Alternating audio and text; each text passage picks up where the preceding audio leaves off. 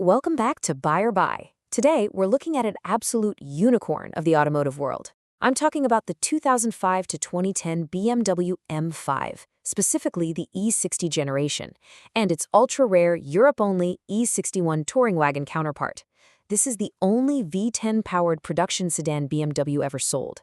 It's an explainer on a car that sparks joy, terror, and deep fascination in equal measure. Let's dive right in. You know, there's a running joke in the enthusiast community. It goes something like this. BMW M drops a Formula One derived V10 into a four-door sedan, watches every owner replace their rod bearings at 80,000 miles, and then quietly replaces it with a turbocharged V8 because that V10 was just too insanely expensive to maintain. The irony here, this leaves the E60 as the absolute cheapest way to get into a true motorsport engine today. But simultaneously, it's the most expensive sedan to own past the 100,000-mile mark. Section 1. The Formula One Sedan. Built at the BMW Group plant Dingolfing in Germany, the E60 was born during the highly debated Chris Bangle era of BMW design, featuring that distinctive flame-surfacing bodywork.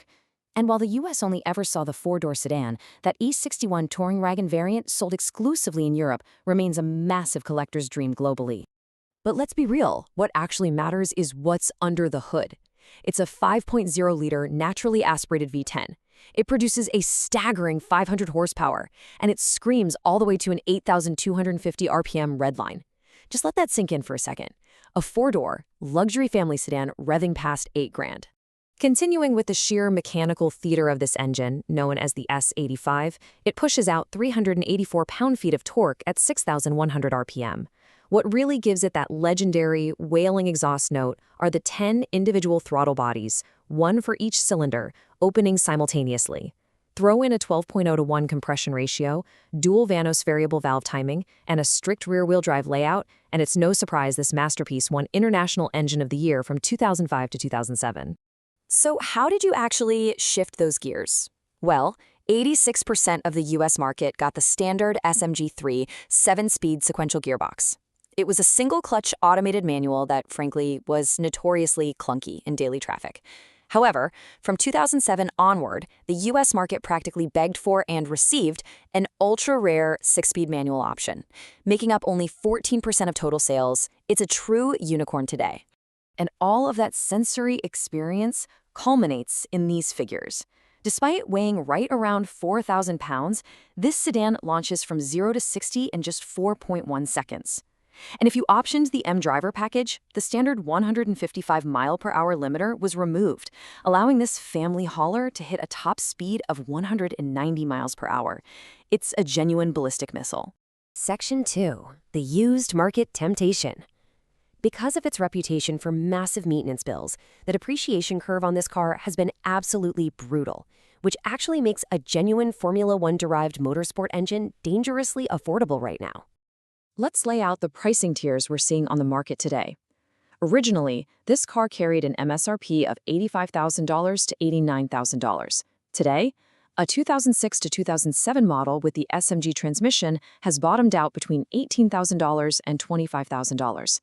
Upgrading to the 2008 to 2010 SMG models bumps you to the $22,000 to $32,000 range.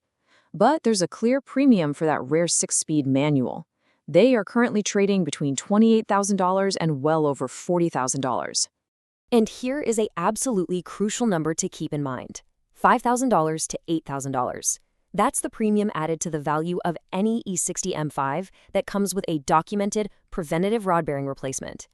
Furthermore, if you find a low-mileage manual example with these records, they sit firmly at the top of the market, ranging from $38,000 to $50,000 as they cross right into future classic territory. Section 3. Financial ruin. The issues. We need to drastically shift our tone here. Because while the performance is legendary, this car is a massive, massive gamble if you aren't prepared for what comes next. Keep this terrifying number in mind: $30,000 to $50,000. That's the current estimated cost of a catastrophic engine failure on the S85. The factory rod bearings are simply undersized for the extreme loads in that 8,200 RPM redline. On high-mileage cars, there's a widely reported failure rate of 60%. If a bearing spins, the engine is destroyed, and you're left holding a bill that is literally double the value of the car. So let's walk through the mandatory wallet-destroying repairs you have to anticipate. Step 1. Preventative rod bearing replacement. If the car hasn't had this done between 50,000 and 120,000 miles, depending on use and oil discipline, it's a ticking time bomb. Doing it preventatively costs $2,500 to $12,000, depending on your specialist. Step 2.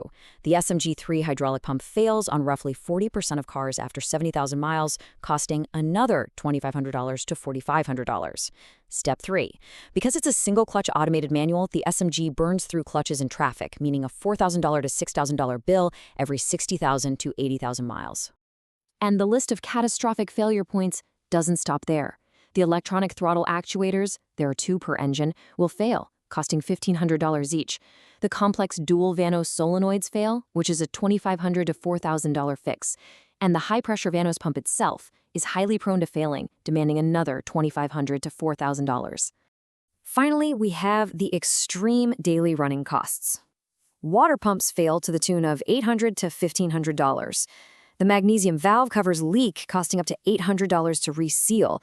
And you absolutely cannot skimp on fluids. This engine requires a strict discipline of highly specific 10W60 oil that costs upwards of $150 per change. Couple that with a dismal reality of 8 to 12 miles per gallon, and the fuel alone will drain your wallet. Section 4. How does it compare? Knowing all of this, let's briefly step back and provide some context against its predecessors, its successors, and its main rival. First, let's look backward. The E60's chaotic, highly complex V10 stands in stark contrast to the previous generation, the E39 M5. The E39 featured a much simpler, naturally aspirated 4.9-liter V8. It's a beloved analog platform that currently trades in a very similar $20,000 to $40,000 used bracket, but crucially, without the constant threat of a $40,000 engine explosion. Looking sideways and forward, it's important to remember that the parallel E63 M6 Coupe shares this exact same V10 and all of its problems. Meanwhile, the newer F10 and F90 M5 generations move to twin-turbo V8s, which, as we've covered on Buy or Why before under our 50K repair bills explainer, carry their own unique issues. If you want big, naturally aspirated power from this specific era without the V10 terror, the W2111 Mercedes E63 AMG with its legendary M156 naturally aspirated V8 is a very notable alternative. Section 5. The verdict on Buy or Buy. Which brings us to the defining moment. Exactly which buyer should gamble on which specific model year and with which transmission. Here's how we break down the buyers for this car. If you're the gambler, you buy the 2006 to 2007 SMG at $18,000 to $25,000. But be warned, if you buy a cheap SMG without service records, you'll easily spend triple the purchase price just keeping it on the road. The I Know What I'm Doing buyer picks the updated 2008 to 2010 SMG. But the smart money, the future collector buys a 2007 to 2010 manual for $28,000 to $40,000. And if you find a low-mile manual with fully documented preventive services for around $50,000, that's a long-term keeper. So, our definitive buy or buy verdict? It's maybe. Since production ended after 2010, the used market is your only entry point. The S85 is a legendary masterpiece. Hearing 10 individual throttle bodies open up at 8,000 RPM is simply one of the greatest mechanical symphonies ever created. But it's only a deal if you have the massive cash reserve sitting in the bank to pay every single repair bill the exact moment it appears.